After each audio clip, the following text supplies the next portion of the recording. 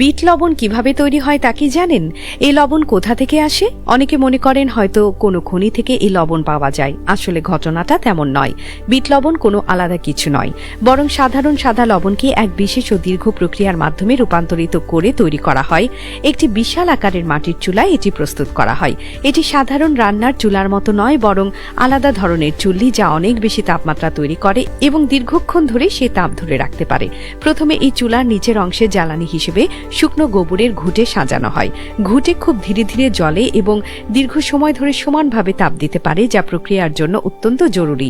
ঘুঁটের স্তরের উপর এরপর ঢেলে দেওয়া হয় প্রচুর পরিমাণে কয়লা। কয়লা যোগ করার কারণ হলো এটি ঘুঁটের চেয়ে অনেক বেশি তাপমাত্রা তৈরি করতে সক্ষম।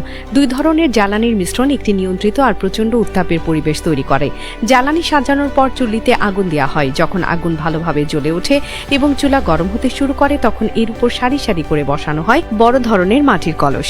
এই কলসগুলো বিশেষভাবে বানানো হয় যেন এগুলো প্রচণ্ড তাপ সহ্য করতে পারে। কলসগুলো এমনভাবে সাজানো হয় যাতে প্রতিটির নিচে সমানভাবে তাপ লাগে। এরপর কয়লাগুলোর চারপাশে ও উপরের ফাঁকা জায়গাগুলো আবারও কয়লা এবং ঘুঁটে দিয়ে ভালোভাবে ঢেকে দেওয়া হয়।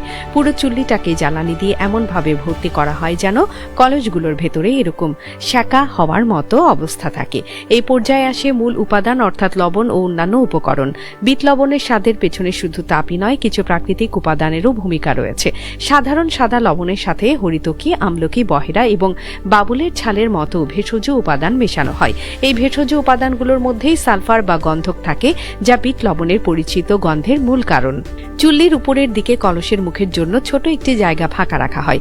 বাকিটা ইট বা মাটির প্রলেপ দিয়ে ভালোভাবে বন্ধ করে দেয়া হয়, যাতে ভেতরের তাপ বাইরে বেরিয়ে আসতে না পারে। এরপর শ্রমিকেরা সেই ছোট্ট মুখ দিয়ে গরম কলসের ভেতর লবণ আর ভেষজের মিশ্রণটি ঢেলে দেন।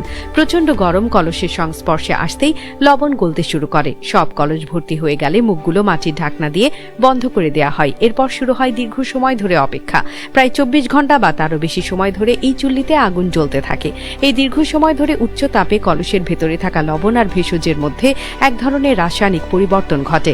ভেষজের মধ্যে থাকা সালফার যৌগগুলো লবণের সাথে মিশে যায়। এর ফলে হাইড্রোজেন সালফাইড গ্যাস তৈরি হয়, যা বিট লবণের সেই চেনা গন্ধের জন্য দায়ী।